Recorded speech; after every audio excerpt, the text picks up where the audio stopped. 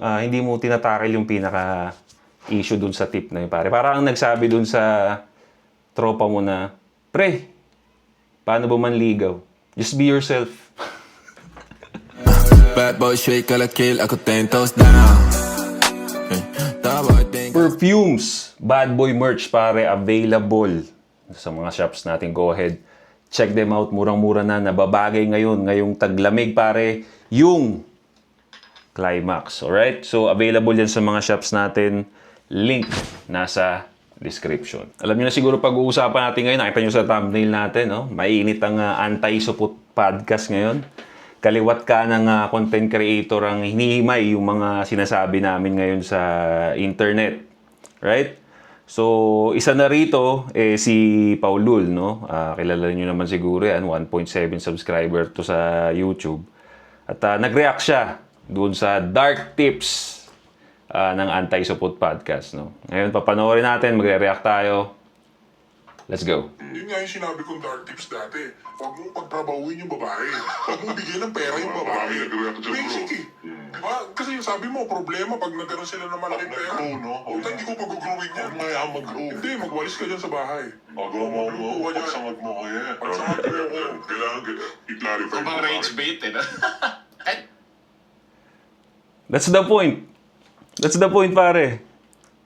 Dark tips nga eh. Gusto kong i-emphasize yung dark tips. Okay. Pag sabi mong dark tips, unorthodox siya, hindi siya preferable. Kasi may nag-message sa amin ito, pare. Alright? Letter sender, no? Na napansin niya daw na nagbago yung ugali ng babae niya nung medyo na-promote daw sa trabaho.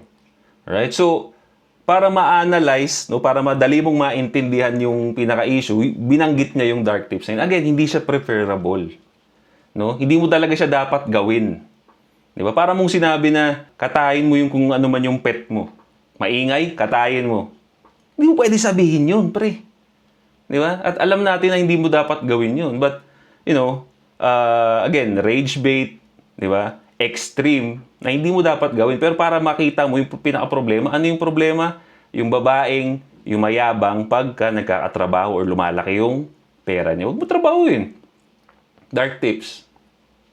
Diba? Yun yung pinaka-point nun eh. Kaya nga, nakakatawa na kailangan nating i-analyze yung dark tips. Para bang kailangan nating mag-analyze ng dark humor. Ang dark humor, kailangan mo lang tanggapin. Masakit siya sa pakiramdam, masakit siya sa tenga, pero kailangan mo pa bang i-analyze yun? Dark humor nga, masama nga yung sinabi niya. Di ba? So, yun ang ano dun. Gusto ko i-set yung premise na dark tips yun. Not preferable, not advisable, hindi siya tanggap. Okay? Pero, para malaman mo yung pulot dulo ng issue. Right? Naniniwala sa dito halfway, hindi nga siya kompleto rin eh. Na pag-dissect ng topic mismo na pag dumami ang kita ng partner mo, mas iiwan ka niya. So, hindi to topic. Ito yung naging solusyon mo. Ito yung naging prescription mo dun sa mga makikinig sa inyo. Na huwag mo na lang hayaan mag-grow yung asawa mo. So, para siyang pet. No, pet. Hindi nga ganun yung sinabi. Di ba? Huwag mo lang pag-growin. Di ba? Pero dark tips nga yun. Ang hirap niyang hindi naman namin siya sinabi as yun ang gawin mo talaga kasi dark tips nga siya. Again, makikita niyo yung opinion ko rito, di ba? Mamaya mapi-play ni Paulul dyan kung bakit hindi ako agree doon. Pero nagigets ko kasi, ni Paulul dito na yun yung prescription, yun yung advice namin. Hindi. Kumbaga nag-uusap lang kami dyan sa podcast eh. Ito yung extreme, kumbaga parang comedic, pampainit ng usapan. Diba? Hindi siya for prescription. Unang-una hindi. Hindi namin i-advise sa mga tao yun. Hindi mo na siya palalaki, hindi ka na mag-grow kasama niya. Yun ngayon, mas maganda na ma-challenge ka kung naging successful yung partner mo. Sana ikaw din. O kung hindi man kasi, hindi naman kailangan maging kasing level niya. Kahit nga yung act lang o yung effort to be a better person na dapat niya hindi mo nakita sa partner mo, dapat ka sa sarili mo nagsisimula. So, ang perspective ni Paulul dito is pinagsasabihan niya yung lalaki. Na kung yung lalaki mo nga, ay kung yung babae mo naging successful, dapat maging masaya ka, suportahan mo siya. Right? But, hindi kasi yun ang pinag-uusapan namin dito. Ang pinag-uusapan namin dyan sa podcast na yan, yung babaeng umangat nga. Diba kaya merong misconnect, hindi kami nagko-connect eh. Kasi nga, nandun kami sa babae, bakit nga meron kayong nararamdaman or parang tumataas yung tingin ninyo pag tumaas yung perspective, yung kita ninyo kaysa dun sa lalaki ninyo. So, nandun siya. Ang gusto niyang sabihan yung mga lalaki, kung ikaw lalaki ka, dapat maging masaya ka. Pero hindi nga ganun ang nangyayari. Yung babae nga yung umaangat yung tingin niya sa sarili niya pagka umangat lang ng konti or mas naging successful siya dun sa partner niya. Yun ang sabihan mo. Hindi ba? Kasi lalaki, wala namang gagawin. Siyempre, nandyan lang siya. Oh. Magtatrabaho ka, okay, trabaho tayong dalawa, walang problema. Pero based on what we hear sa mga nagme-message sender sa amin, mga nakikita natin sa social media, hindi nga ganun yung nangyayari. Once makatapak na ng mas mataas yung babae sa partner niya, no? Kung hindi nagiging disrespectful yung babae, iniiwan niya na. Pinagsasabihan ni Pao yung lalaki. Wala siya dun sa babae na tumaas yung financial capability. Diba? Kasi ang anti-podcast, anti-support podcast pareho. Pareho namin pinagsasabihan yung mga lalaking support at yung mga babaeng support. Oh, pero si Paulul, nandun lang siya sa lalaki. So, nandun yung disconnect. Wala yan eh. Pero di ba, kumukuha tayo ng iba't ibang mga inspirasyon sa kung saan-saan. Ang dami nag-react doon. Kasi nga, sinagot ko Oh, ito, nandito na ako. lang yung opposite. Kasi pag opposite ang ginawa niya, nag-grow siya, iiwanan niya ako eh. Eh kung ayaw niya I think doon palang mali na agad yung premise eh, na pag nag-grow isang tao, iiwan ka niya. Feeling ko sobrang outlier lang or extreme, hyperbolic lang. Exactly! Extreme hyperbole. Alam na ni Paulul yun. Di ba? Matalino naman to si Paulul eh. Di ba? So, ayun, nagets niya. Di ba? Dark tips. Kumbaga pag yung solusyon na pinaka grabe sa isang bagay, tapos magre-react yung mga tropa ninyo, parang, tangina mo gagawa ganun. Hindi, wala. Sabi lang ako, yung mga ganun. Di ba? Kasi yun naman ang podcast namin, nagkukwentuhan kaming mga kalalakihan eh. Hindi naman kami talaga, hindi namin pinipresent yung sarili namin as Aristotle, pinakamatatalino sa mundo. Hindi. All of those are just our observation, experiences ng mga kaibigan namin, experiences ng mga fans namin na nagsisend ng views sa amin. Diba? So yun. Diba? Pag kunyari, sira yung TV, diba? Sabi ng kaibigan mo, palitan mo na yan, bili ka na ng bago. Extreme. Pero syempre hindi. Papaayusin mo muna yung TV mo, pacheck mo muna. Diba? Pero dahil nga, dark tips eh. Ang hirap kasi yun pre, dahil dark tips nga hindi mo dapat seryosohin yun. Di ba? Para lang malaman mo yung issue. Na, again, lumalaki nga yung ulo ng babae pag mas tumataas yung financial capability niya. Lang to na solusyon sa isang bagay. At nung nakita to ni Doggy, sinabi niya na medyo narcissistic na daw itong tatlong ito. pwede naman maging masaya ang babae kahit hindi siya nag-grow sa'yo eh. Saka, sure ako lahat ng babae. Okay, magsabi ng diba kasi wala sasagot ng oo dyan. Kung magpapakatotoo sila sa sarili nila, mas gusto nila yung nasa bahay. Look at you, mo, nilagyan ng music para mas maging malalim, diba? Orel, so, kumain ka ng tayo. Masarap yan. Hindi porket may music, hindi mapupulot kang aral dito or mag-grow ka. Hindi na nakihirapan, nabibili. So, tayo daw yung pinag-uusapan namin. Actually, dahil nga dito sa podcast na to, Pao, nakapag-research ka pa. Hindi ba? Oh. So, tae ba yun? O, edi tae din to. Kasi pinag-uusapan mo yung sinasabi namin eh. Tae din tong gawa mong video. Di ba? Merong nagpa-trigger sa'yo, Pao, kaya mo ginawa ng video to. Alright? Hindi siya tae, valuable siya. Meron talagang may pagkukuhaan talaga dyan at pag-uusapan natin mamaya. Alright? At I think magbibigay din si Pao ng mga statistics dito na mag-open pa ng conversation. Alright? Gusto, bro. Bro, yun ang pinakaunang tamang nasabi dito, bruh. Tinignan mo yung mga lolo at lolo natin, mostly sa mga relationship nila, yung tatay lang yung palo. Yung lolo lang yung palo. Yung lola mo, Magandang example, Podcaster One. Lolo't lola, noon, ito ang mga paniniwala at mga pag-iisip noon, pwede na tayo mag-grow. Diba? 50 plus years na siwala yung kabataan nila, men. Pwede na tayo maging pagbabago sa mundong ito. Diba? Nag-e-evolve slowly, diba tayo sa... So, kaya lagi naming ginagamit yung mga lolo't lola. Kaya magandang example talaga siya. Right? Kaya magandang example siya. Kasi yun yung nakita nating nag-work. Di ba? Ang dali niyang sabihin eh. Kaya maganda talaga, at nag-agree siya, maganda talaga siyang example. Kasi yun yung may evidence na nag-work. Alright? Okay. May mga tawag dito, may mga pagbabago rin talaga dahil sa society, nagbabago yung society, nag-move on ng tao, may progress. But, hindi lahat ng pagbabago tama. Diba? Hindi lahat ng progress makakatulong sa relationship. So, yun kasi yung nag-work. Magandang example talaga yung lolo't lola kasi nag-work yun. May evidence ka. Buo ka. Buo yung, pag may family reunion kayo, buo kayo.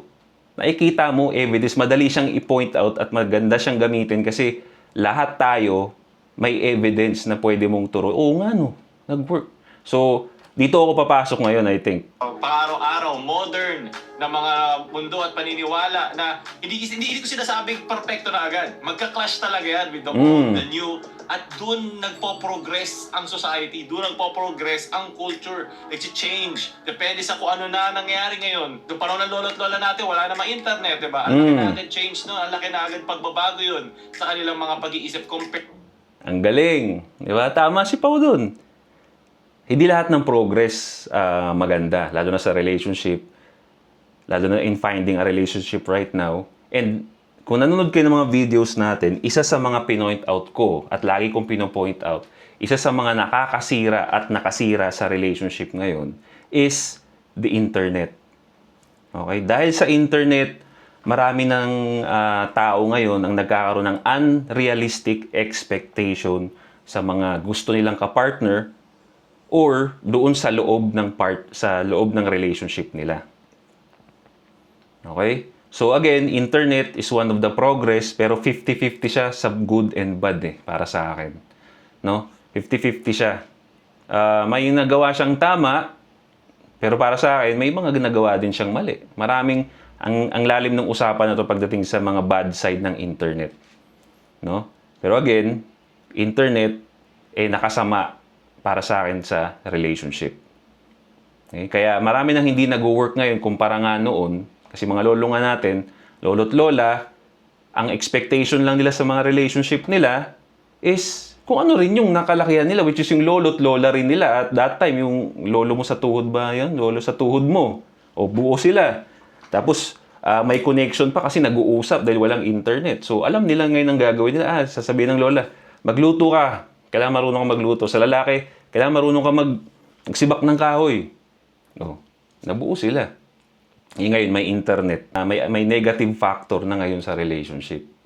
Nandiyan na yung nakikita na nila yung relationship ng iba na sobrang maluho. Hahanapin ngayon nila yun sa mga partners nila. Di ba? So, nagbi-make sense ngayon yung example namin. Bakit nag-work yun? Dito ako papasok ngayon. Compared sa panahon ngayon. So, maganda yun. Yung unang maganda example. magaling lang magluto. At mag-asikaso sa bahay. Wala naman silang pakiram kung nurse sila, doktor sila. Bihira lang naman yun.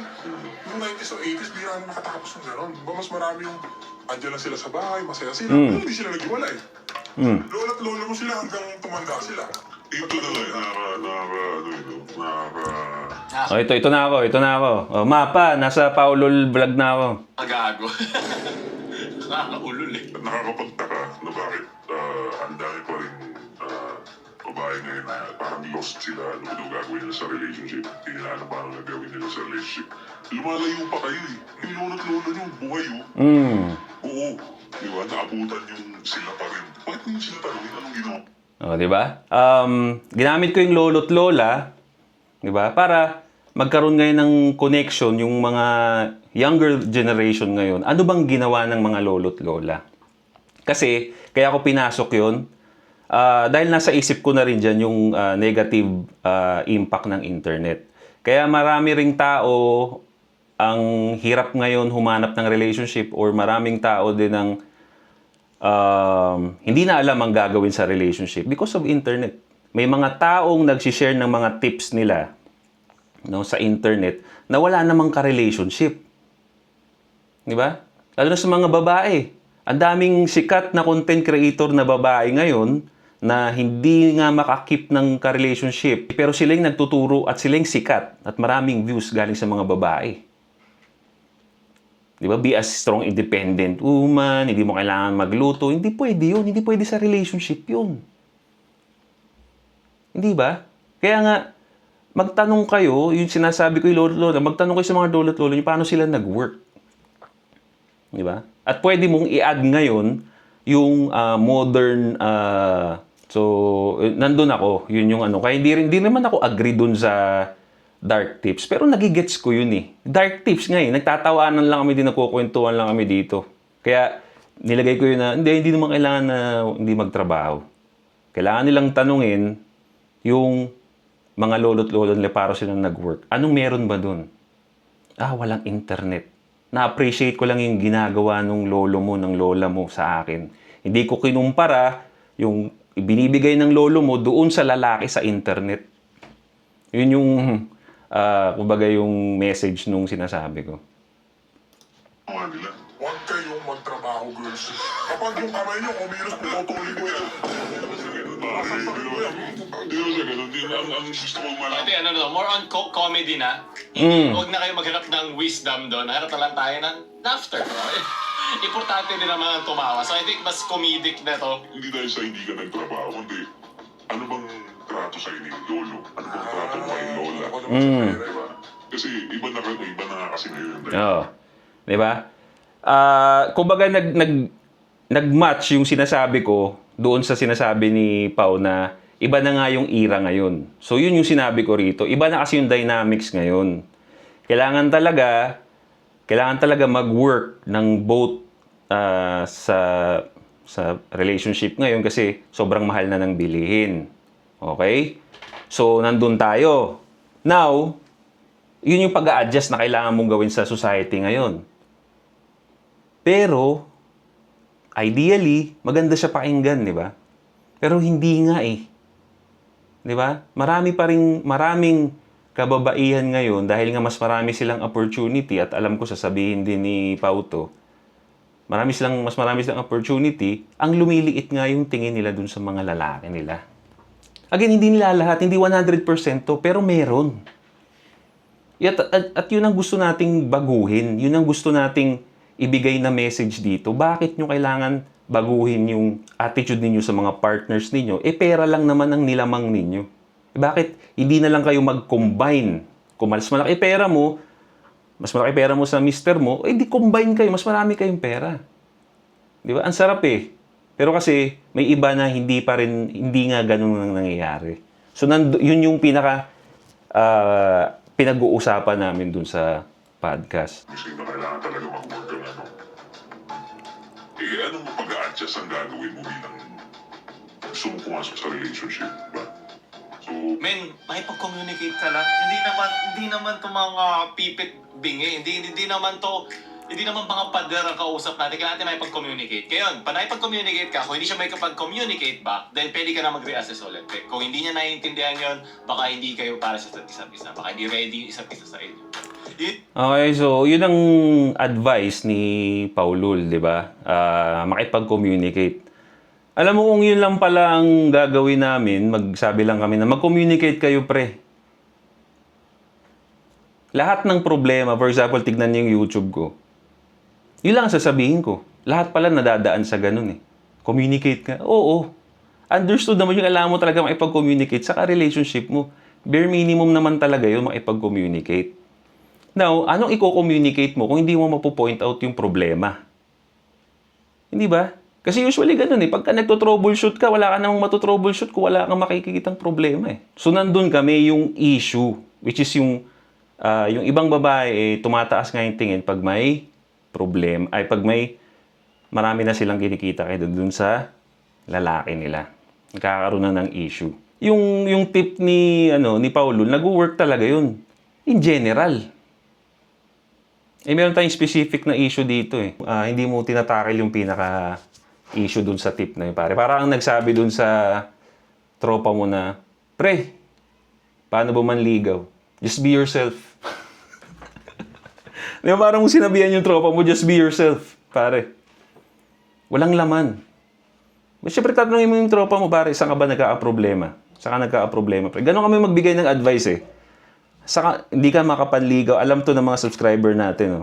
Bakit ka nahirapan manligaw? Saan ka ba nagkaka-problema? Saan ka sa tingin mo sumasablay? Yun na lang ang kunin natin. Pero, gawin natin springboard itong Aristotle, Plato, Mao Zedong. Gawin natin na yung claim, palitan natin to. Ang tamang pag-claim dito ay iiwan ka ba ng babae pag mas mataas siya kumita or mas successful siya. Gawin muna natin yung gender na yun. Kasi ayaw maging gender war na naman. Tapos gawin natin partners. Kasi meron kasing mga studies, itong gender identity and relative income within households na ginawa ng NBER noong 2013. May Bertrand Pan tsaka ni Kamenika. So napansin nila dito na yung mga couples ay less likely mag-asawa kung mas mataas yung kinikita ng babae kaysa doon sa lalaki. Specifically lang doon sa dalawang yun. Kasi mga babae asawa na mas malaki ang kinikita ay mas tumataas yung divorce rate at yung Di ba? Yan, siya na mismo nagsabi, no? When the women earn more than the men, mas tumataas nga yung divorce rate. Tignan natin. marital dissolution na tinatawag. So, ang claim lang naman doon ay nagkakaroon ng tension. Hindi pa nila makorelate sa kita kasi marami namang factor sa isang relationship eh. Malaking parte ang pera, totoo yan, marami yan na isa sa mga pinakamataas na divorce rate at paghihiwalay ng mga partners. Pero isang parte lang yun. Pwedeng maglabas-labas na doon yung iba pa mga problema kaya naghihiwalay ang mga tao. So, kanilang argument dito ay yung gender identity, syempre, at yung traditional expectation na dapat ang lalaki ang nagpo-provide. So, yun yung kanilang claim. Tandaan nyo, hindi porket nasa paper is, 100% true. Okay? May iba't iba talaga mga studies yan, iba-iba rin ang kanilang mga factors at iba-iba rin. Oh, teka lang, bakit naging... Oo, iba-iba nga yung factors. Pero one of the reason, kasi dinoble check ko rin tong research na to, factor nga doon, malaki yung percentage doon na pagka lumaki nga yung income ng babae, pumapasok sa usapan yung divorce or yung tension. Bakit nga ganun? Diba? Nandun tayo yun yung issue Bakit nagiging conversation ngayon yung stability ng relationship pag pinag-uusapan na yung pera ng babae? Pag lumaki yung pera ng babae, eto na, kakatok na sa pinto yung divorce or problem. Pero not the other way around. Pag lalaki, i-check nyo yan, pag lalaki, ang mas malaki yung kita, lower chance kumpara sa babae.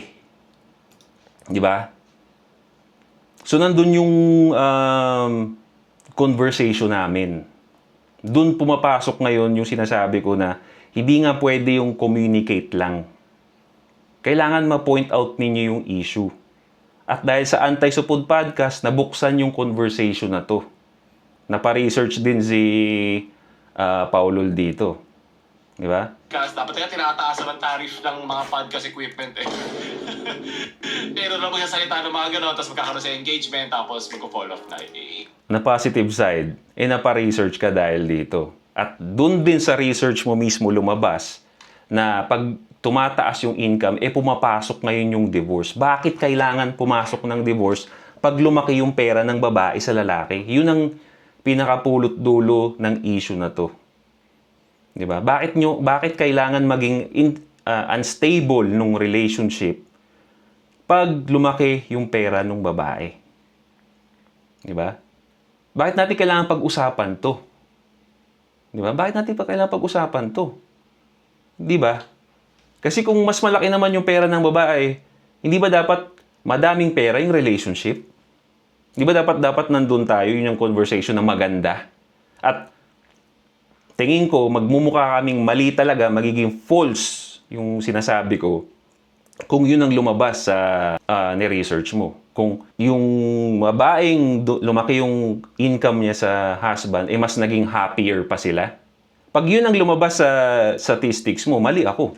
Mali kami. Magsasabi kami na, mali kami. Pero bakit meron pa rin? It's never zero. The statistics is never zero in terms of divorce pag lumalaki yung pera ng babae. At mas mataas pa siya talaga, yung divorce rate, pag mas mataas yung divorce rate pag lumalaki yung income ng babae kumpara dun sa lalaki. Diba? It's never zero. Doon yung parang cycle. So, meron pa isa pang study kay sa Rogers 2004 na sinabi ng Dollars Dependency and Divorce for Perspectives on the Roles of Wives' Income. This article delineates and assesses the evidence for four perspectives that have guided previous research on relationship between wives' economic resources and marital stability. Siyempre, through time, nag-iiba-iba din ang opportunities ng mga genders sa iba't ibang parte ng panahon. At ngayon, mas marami na opportunities compared noon. Diba? Ang mga babae specifically. Hypothesis from this... So, totoo yung sinabi ko kanina, galing din sa kanya that mas madami nang opportunity ngayon yung babae compare noon. These perspectives were tested using event history methods and 1980 to 1997 file data for 1,704 individuals from the marital instability over the life course study. Both wives' dollar income, wives' percentage of total family income, ang naging measurement nila for economic resources. So yung association between wives' income ng percentage and divorce form the inverted U-shaped curve. Pa-inverted U naman yung relationship. Meaning, pag nasa dulo na, nasa hundreds na or 100% na nung couple income ang kanyang pinapasok, mas less naman sila humiwalay. Pero pag 50%, pag may bandang gitna na, nag-equal. doon yung tension ang pinakamataas. So doon sila nagtatalo. So ibig sabihin, hindi natin masasabi na porket mas mataas yung kinikita mo, mas likely kayong maghiwalay. Hindi. Ang sabi doon sa study yun, habang tumataas nga habang nagiging 190% nung pagkabuang income ng household ay nanggagaling doon sa babae, bumababa yung kanilang paghihiwalay. So doon pa lang, meron na agad dalawang conflicting studies. So ibig sabihin, hindi siya definitive. Diba? Yun yung sinasabi ko, pag gumagawa tayo ng claim, huwag tayo hindi talaga siya definitive. No? Wala kami sinabi doon na 100%. Okay? At again, ipupush ni bigay ng prescription. Kasi yung ginawa kasi nila dun sa topic, meron na agad silang side o angle na gusto na agad iplakado o i-concretize dun sa audience nila. Nope. We're not. Dark tips nga eh. Di ba? Nilagay mo nga dun sa title pa eh. Di ba? Nilagay mo sa dark tips. Not preferable. Not advisable yun. Dark tips eh. So, hindi namin kinukoncrete yun. Hindi namin na-expect na gawin ng mga tao yun. Please. Hindi pwede hindi yung pagtatrabahuin yung babae kung gusto niya magtrabaho. Diba? Sinabi lang namin yun para makita niyo yung pinaka-issue. At ito na yun. Buti na lang, nasabi yung dark tips na yun, at least na po point out natin. Diba? Now, so, siyempre, gumawa din tayo ng sarili nating research, no? Meron dito, may nakita ako dito. This was research by Rosemary L. Hopcroft. Siya yung author ng Evolution and Gender, Why It Matters. Ito, mas bago-bagong research to, no? 1960, no? Kasal sila ng 1960 to 1989. No? So, kinasal sila nun. So, most likely, matatanda na tong mga to, no? Wala silang outside influence or bad influence galing sa internet.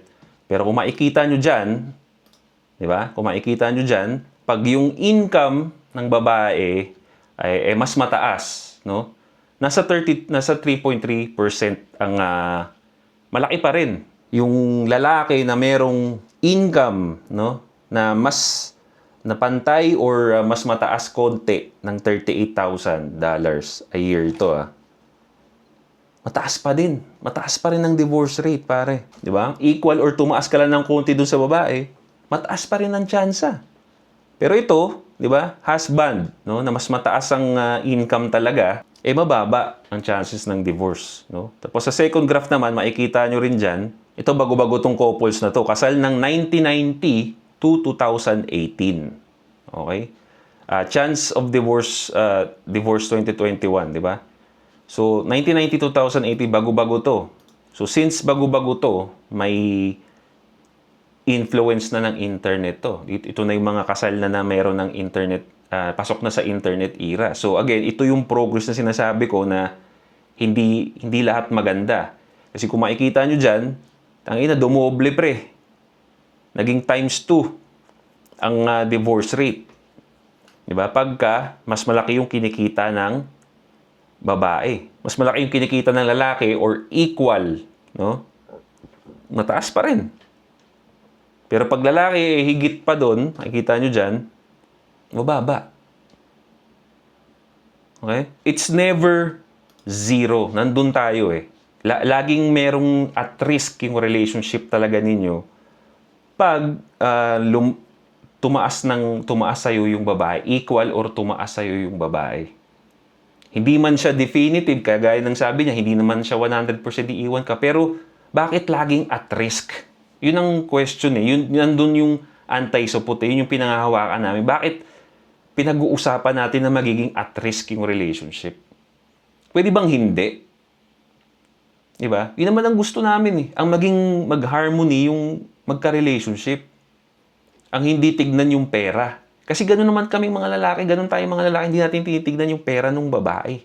Ang pera natin is to provide for them. Hindi natin ginagawa silang competition. But for them, nag-iiba ng usapan. Diba? At napatunayan din to sa video ni Paulul mismo. Hindi niya dito tinanggi or hindi niya pinoint out dito yung issue. Bakit nagiging issue nga? Diba? Hindi man siya 100% na maghihiwalay, hindi man siya 100% na iiwan kanya, pero nagiging issue. Bakit? Nagulat pa ako dito sa na-research ko na to, na hindi lang pala income. Hindi lang sa income babago yung ugali ng babae. Nagiging risk din, high risk. Nagbabago din ang ugali ng babae pag nanalo kayo ng sweepstake. Yan. Sa Swedish naman ginawa tong research na to. Tumataas yung chances ng divorce ng babae pag nananalo sila ng sweepstake. Ng loto, kumbaga. In our term. There's a higher chance na divorce ka nila kaysa sa lalaking nanalo ng loto. Bakit ganun? Loto na yun, hindi na income yun. Diba? Nandun kami. At yun ang wala dito sa video ni Paulul. No? Hindi niya in-acknowledge yung issue na yun. Which is yun ang ginawa ng anti-support. Ang i-acknowledge na merong issue pag nagkakaroon ng mas mataas yung income ng babae. So pinanood ko yung video ni Paulul. Sa totoo lang, wala siyang naiambag, no? With all due respect, Paulul, wala siyang naiambag sa conversation. Kumbaga, nandun pa rin siya sa kung ano yung opinion ng lahat. Ang kanya-kanya naman yan. Depende pa rin yan. Diba? Pero the fact na nag-present siya ng mga studies na meron talagang percentage ng divorce, dinisregard niya yun, hindi niya yun pinansin. Yun ang question eh, bakit? Sige, aminin ko na, no? Yung claim na hihiwalayan ka ba niya pag dumami yung pera niya or nag-grow siya? No. Hindi 100%. But based din sa mga statistics natin, probably. Diba? Pero again, dahil anti-support podcast tayo or Joshon Point to, ulitin ko lang yung tips ko from my previous video. No? Pag nakikita ninyo na tumataas or mas nagiging successful yung babae ninyo sa inyo, diba? Ganito tayo, magbibigay tayo ng solution sa inyo kasi mamaya ma-experience ninyo. No? Hindi naman pwede pagka na-experience ninyo, magbubulat-lat kayo ng mga statistics nyo dyan para mapatunayan. Hindi naman ganun. Diba? Ikaw ba, pag nangyari sa'yo to, lumaki yung ulo ng girlfriend mo or ikaw girl ka na nanonood dito, nagkaroon ka ng problema sa relationship mo, tumaas yung lumaki yung pera mo doon sa partner mo, magbubulat-lat ka ba ng statistics? Hindi naman, di ba? You need solution. So dahil nanonood kayo dito sa akin, ito lang lagi sasabihin ko sa mga kalalakihan. Pag napansin niyo na mas nagiging successful yung babae ninyo sa ka-relationship ninyo. Okay? Maalarma ka na. You have to do something. You still have to lead. You still have to do more dun sa babae. Oo, mas marami siyang pera sa'yo. Pero kung mas marami ka pa rin alam kaysa sa kanya, maiiwasan ng babae na mag-take over sa relationship at ma-disrespect ka niya. Right? Kaya dyan papasok na yung may mga alam tayong relationship niya, yung babae yung earner, pero yung lalaki, busy siya sa pag-workout, may small business pa rin siya. 'Di ba? Siya yung nag-aasikaso ng bahay. Mas marami siyang ginagawa pa rin sa bahay nila. So yung babae, wala siyang choice kundi mag-submit dun sa lalaki pa rin. Kasi nga, pera lang naman ang inilamang niya sa lalaki. Hindi dapat siya maging factor sa inyong mga lalaki. Now, kung darating tayo dun sa disrespect, saka tayo mag-uusap. Kung ano ba nangyayari, ano ba nararamdaman mo. No, 'di ba? Nahimay natin ng mabuti. Nabigyan natin ng kahit papaano solution. Sa mga girls naman, hindi namin maitatanggi yung nature ninyo, ganun talaga kasi nga you're more drawn into resources at nagpapaprove dyan yung mga statistics na pag lumalamang nga kayo, nagbabago ugali ninyo. Tignan ninyo yung partner ninyo more than his money. Ibang karakteristik na hindi lang pera. Diba? Kasi gano'n naman sa relationship, hindi naman talaga pera dapat ang sukatan. Pera nga is, ang sarap gastusin sa mahal mo sa buhay. Hindi siya para maging competition. No. Since kayo yung mas maraming opportunity, di ba? So, sana, ideal yun. Pero, kasi magti-take over pa rin yung nature ng babae. Right? So, yun ang nasasabi natin dun sa video na yun. I hope nag-enjoy kayo doon. Leave a comment down below. Ano masasabi ninyo? May mga experiences ba kayo? No, yan, importante yan. Ilagay nyo nga yan sa baba. May experience ba kayo na yung partner ninyo, mas lumaki yung pera sa inyo at nagbago ugali? Let's see your comments below. Right? This is Josh on Point. See you next time. Boom.